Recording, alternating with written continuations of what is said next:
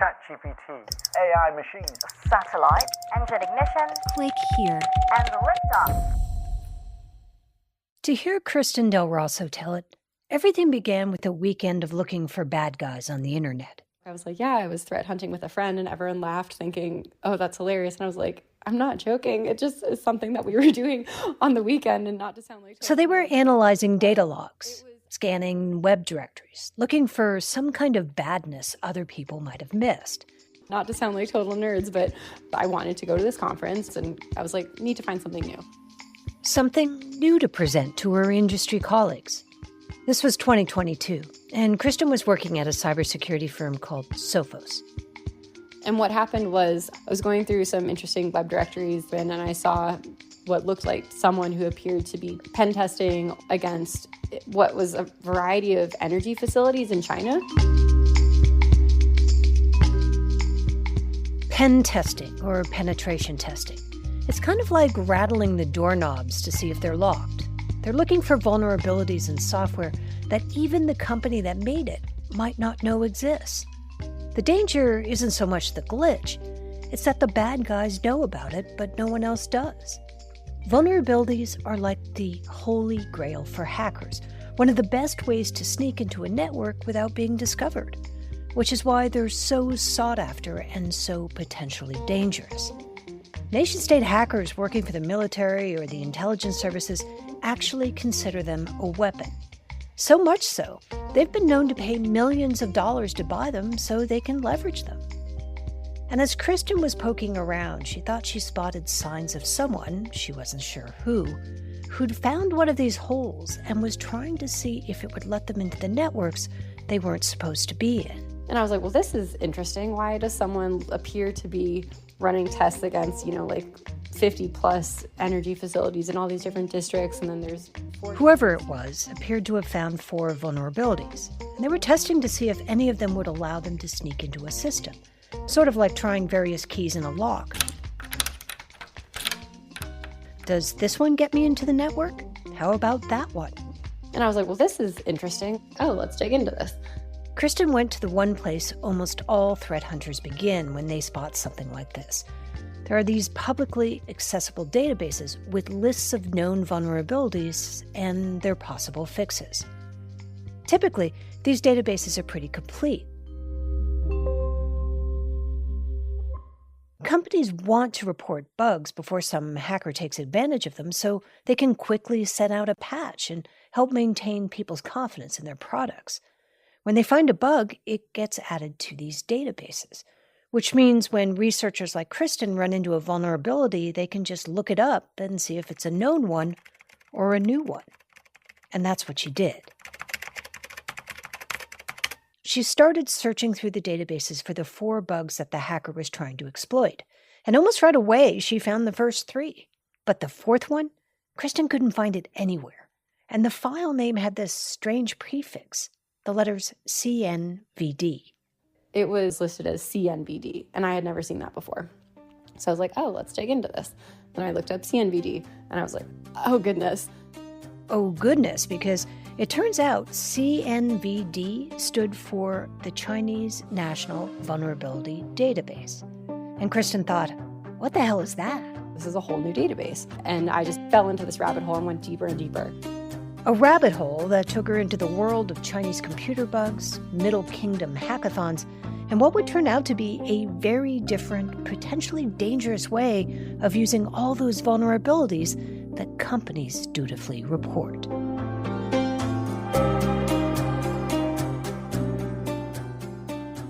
I'm Dina Temple-Raston, and this is Click Here, a podcast about all things cyber and intelligence. We tell true stories about the people making and breaking our digital world. And today, an episode about the building blocks of hacking, vulnerabilities, and exploits, and how China is flipping the script on how the world thinks about them both. In China, they're saying, we own everything. If you're operating here, we own it all. Stay with us. Kristen Del Rosso didn't start out as a computer geek. She was one of those liberal arts kids, studying history and politics. I always thought I would want to get into international affairs, dreams of being maybe an ambassador or something. And then a random conversation with the chief information security officer at a conference changed all that. And I started a small talk with a guy there who was the CISO of a company. Over this course of the year, he introduced me to the team, kind of explained what they did. They invited her into the office, and, as weird as it sounds, they showed her how to reverse engineer malware on an Android phone, which ended up getting her thinking about just how much interesting information we're carrying around in our pockets. If you talk to someone in the 80s and in the Cold War and said, there is this device that everyone carries around on them, and it has all their personal information, all their photos, video cameras, their location, and they always have it on them, and you can get into it, they would think that's like the best thing ever to spy on. And it's like, yeah, that's your cell phone. And the more she learned about cybersecurity, the more it seemed not just to be incredibly interesting, but to play to her strengths. So she changed careers. She went off the ambassadorial track right into cybersecurity. From there, it went into tracking, the malware generated, by different nation states, targeting ethnic minorities or, dissidents and civil rights activists. Which is why Kristen ended up threat hunting with a friend on a weekend, just to see what they might find. Now I'm really into this whole malware and threat intelligence side of things. If you want to crack into somebody's network, you need two basic things: a way to get in and a way to leverage that access once you've got it. Scanning database. Getting into a network can include anything from phishing emails to stolen logins and passwords to some unseen or unpatched mistake in software. Code can be buggy. Everybody knows that. That's why you keep getting updates for your smartphone or your operating system. And while bugs aren't necessarily dangerous, if bad people get their hands on them, it's a problem. Apple's urging users to update devices immediately after identifying a major security flaw. Yeah, it's kind of scary. Experts say the issue could result in hackers getting complete control of your device. Which is why there are these vulnerability databases that we talked about before. They're a kind of directory of coding mistakes, like a mugshot binder for bad code.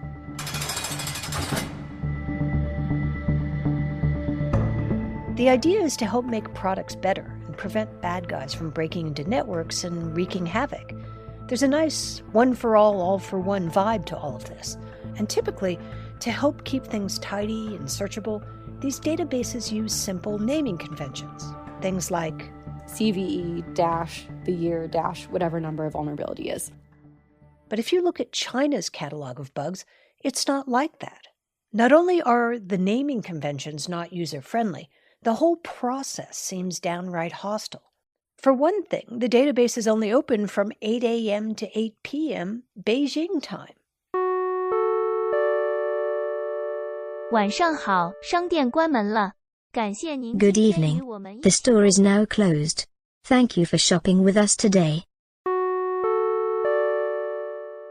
That was really annoying. It's a website, it's not like a 9-to-5 storefront shop. It should just be open all the time. It was also really difficult to make an account. And once she got in, it kept knocking her out of the system. Every few clicks, it would say, too much activity coming from this IP address, really limiting my ability in the United States to just review the content on the website. Is that normal? No, that's not normal at all. The database is clearly tailored for people inside China. So it's a lot harder for, foreign researchers to understand what's going on. Which she came to believe is no accident. It's essentially, it's showing how they're starting to isolate this because it's for their own internal goals and purposes. Maybe the biggest red flag was that usually when you find a particular bug, you see it pop up as the same file in various databases around the world. But when Kristen dropped in code to search for this mysterious fourth bug, it kept coming up with different identifiers. And I could see that it had 3 different numbers on the 3 different sites. 3 different numbers on 3 different sites. It was like they were trying to mask it or to make it hard to track the bug. So it started to dawn on her that the Chinese maybe were trying to hide this vulnerability. And that's where I started realizing, okay, well, This is really interesting. China is practicing hacking critical national infrastructure, hospitals, et cetera, stuff like that. And it's using a vulnerability that I can't find in any of our databases. As she investigated further, she realized that China appears to be using their vulnerability databases in a very different way than the rest of the world. That's after the break. Stay with us.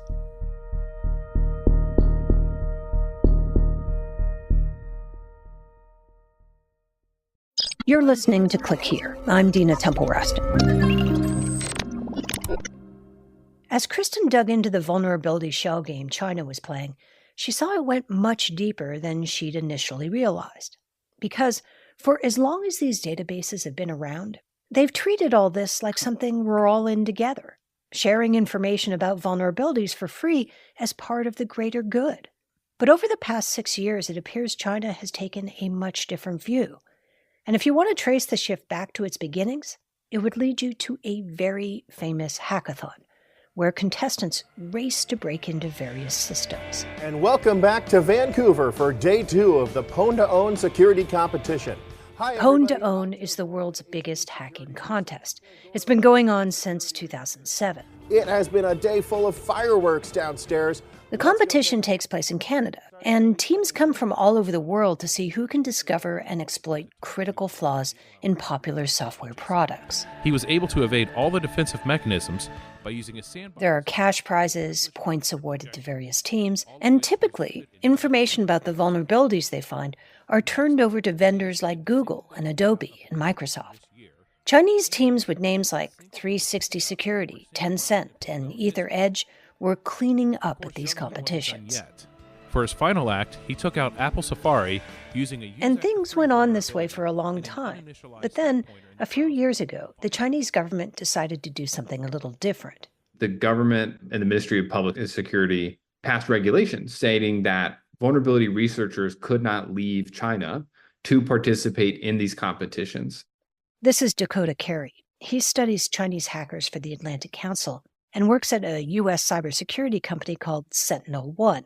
He's teamed up with Kristen to try to get to the bottom of what China is up to.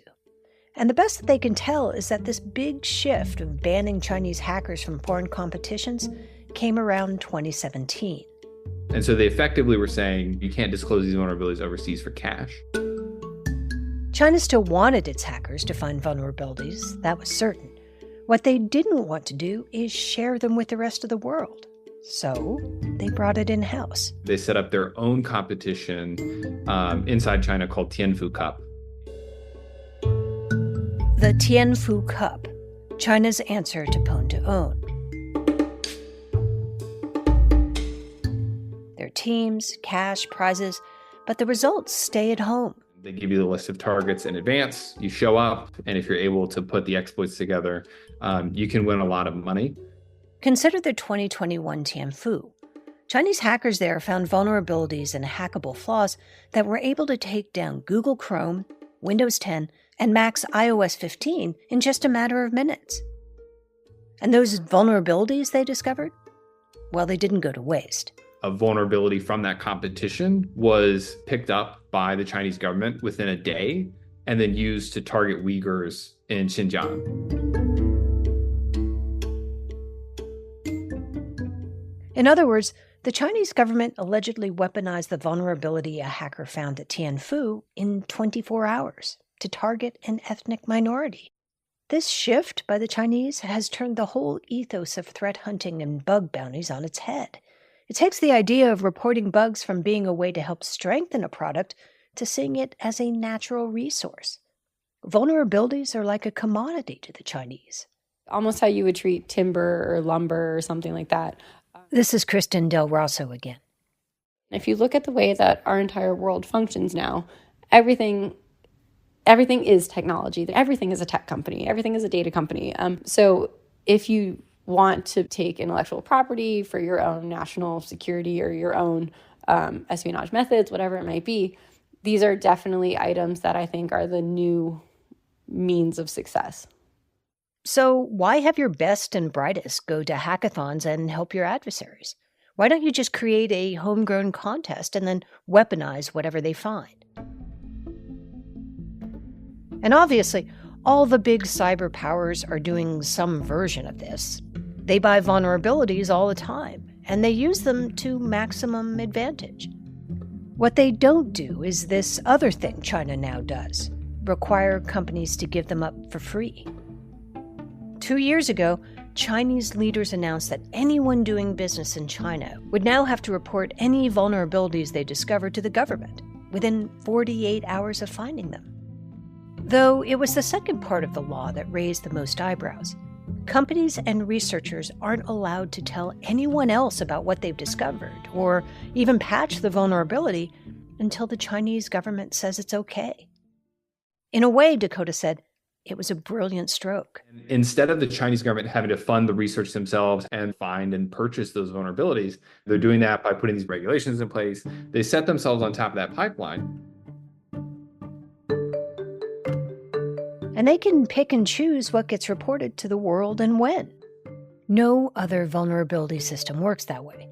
In the United States, company reporting of vulnerabilities is voluntary, and the government doesn't get first crack at using something only to tell the world later. In China, now the assumption is that their military and intelligence hacking teams are sitting on thousands of unreported vulnerabilities, and they're probably using them. Dakota and Kristen estimate China is hiding roughly 18,000 bugs. To test their theory, they took a deeper dive into one specific kind of vulnerability, one that targets industrial control systems, or ICS. And the numbers they came up with were sobering. So we know that people in China and researchers in China are able to find ICS, industrial control system, software vulnerabilities with regularity, with predictability, on the order of at least 100 a year. But in the past 2 years, the public data shows that in between 6 and 10 are being released every year. From 100 reported vulnerabilities a year to just 6. Are Chinese hackers having trouble finding coding bugs all of a sudden?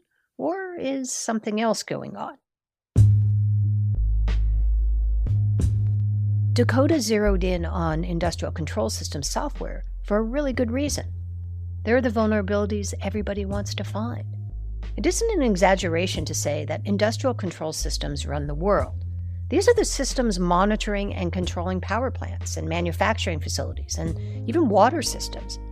Break into an ICS in one of those, and you can hobble an entire city, even an entire country.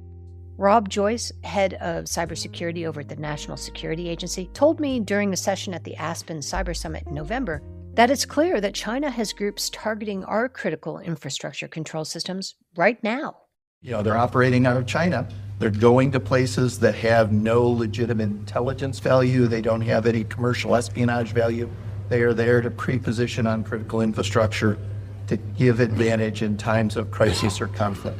In 2022, China is thought to have launched more zero-day attacks than any other country on the planet. Zero days are vulnerabilities in big, ubiquitous programs that no one has discovered yet. Kristen said a graph of China's use of zero days in the past 2 years looks like a hockey stick, up 20% since the reporting law went into effect. And Microsoft recently released a report about this. They believe that this law directly impacted the use of 0 days and exploits by Chinese threat actors. People are starting to worry that this approach might spread.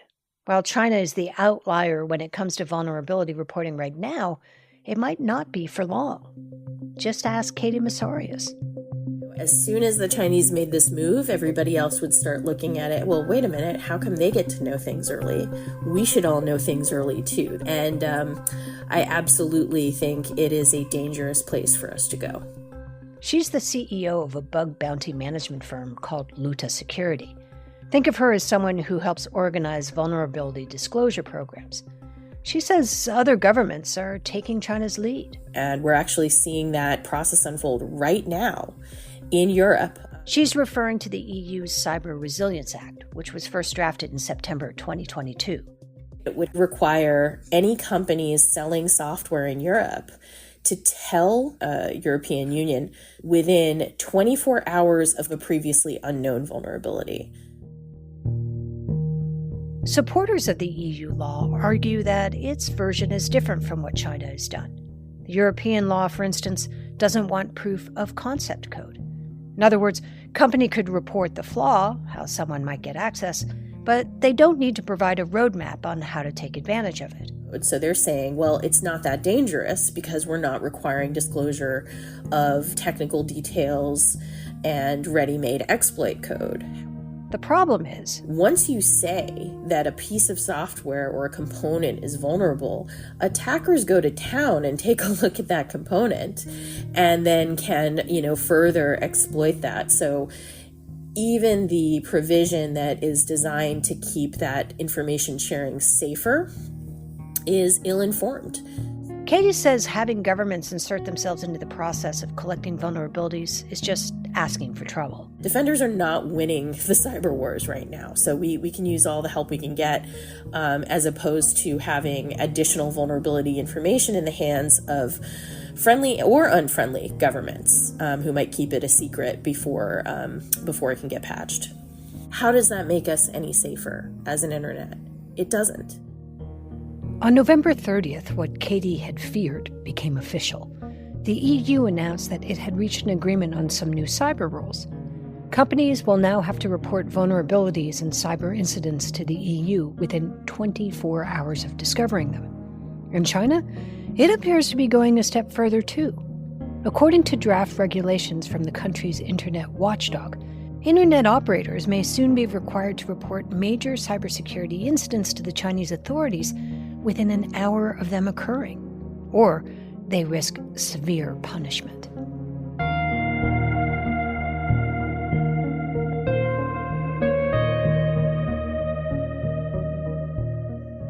This is Click Here.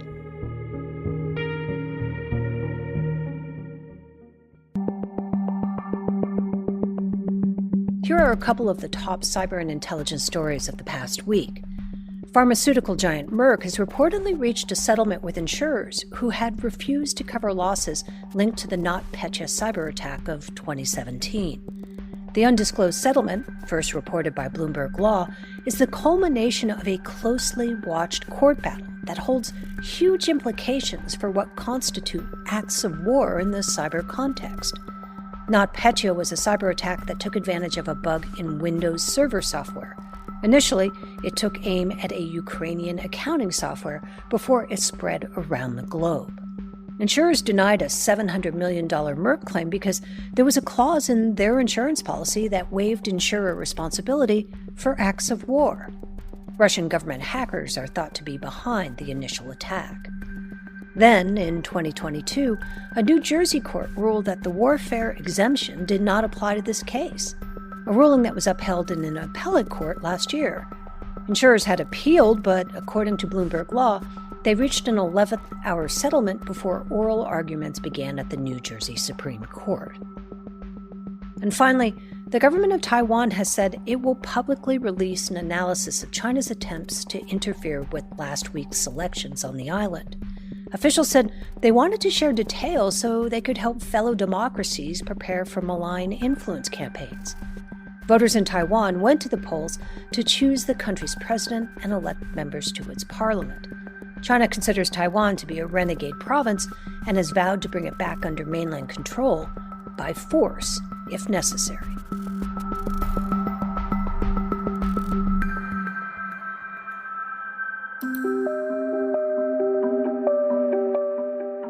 Click Here is a production of Recorded Future News.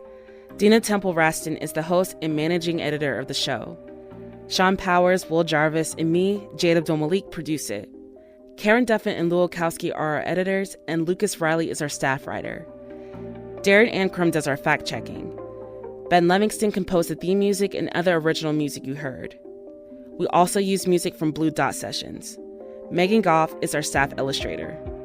That's it for this week. We'll be back on Tuesday.